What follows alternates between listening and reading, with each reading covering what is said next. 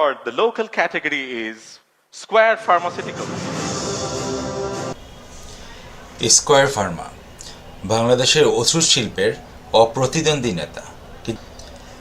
তো যারা square Pharma নিয়ে ভাবছেন শেয়ারটাতে ইনভেস্ট করার ব্যাপারে, এই ভিডিওটা দেখতে পারেন।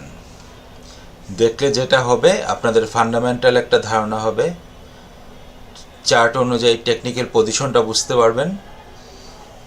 আর একটা বিষয় হচ্ছে এটার ইন্ট্রিনসিক ভ্যালুটা কত হওয়া উচিত সেটা সম্পর্কে ধারণা হবে।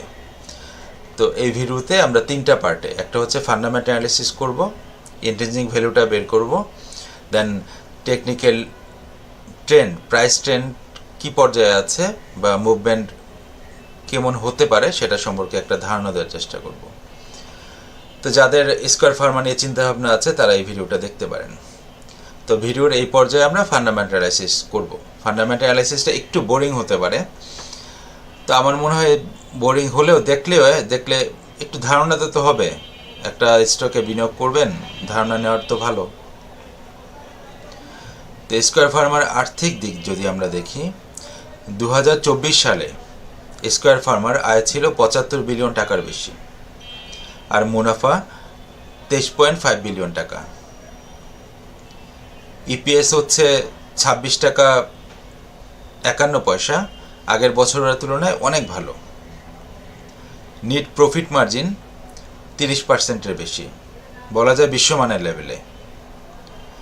ডিভিডেন্ড 11 টাকা প্রতি শেয়ার, যা প্রায় 5.4% ইল্ড, গত 7 বছর ধরে ধারাবাহিকভাবে বাড়ছে। ব্যালেন্স শিট অ্যানালাইসিস করে আমরা যেটা পেয়েছি, ওর ক্যাশ রিজার্ভ আছে 50 বিলিয়নের বেশি।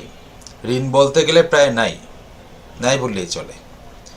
কারেন্ট রেশিও হচ্ছে 12 গুণের বেশি। তরল সম্পদের কোনো ঘাটতি নেই।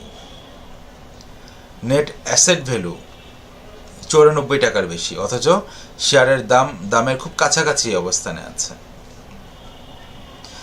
দেন ভ্যালুয়েশন যদি আমরা করি বা সুযোগটা দেখার চেষ্টা করি, পি রেশিও হচ্ছে মাত্র 7.6 গুণ। বিশ্বমানের কোম্পানি হিসেবে এটা অনেক কম।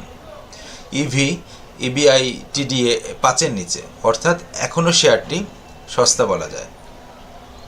রিটার্ন অন ইকুইটি আরওই প্রায় 18%। মূলধনের চমৎকার ব্যবহার করছে। দেন প্রবৃদ্ধি ও চ্যালেঞ্জ যদি দেখি, 40টির বেশি দেশে রপ্তানি করছে, ইউরোপ, আমেরিকা সহ। কিন্তু কিছু ঝুঁকি আছে।